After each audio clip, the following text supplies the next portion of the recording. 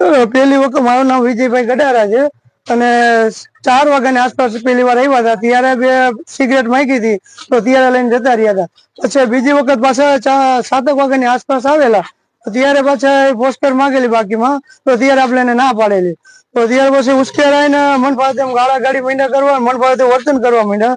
તો ત્યાર પછી કઈ વયા ગયા કે વાંધો તાર પૈસા જોઈએ ને કે હમણાં આવીને એમ કઈ વયા ગયા.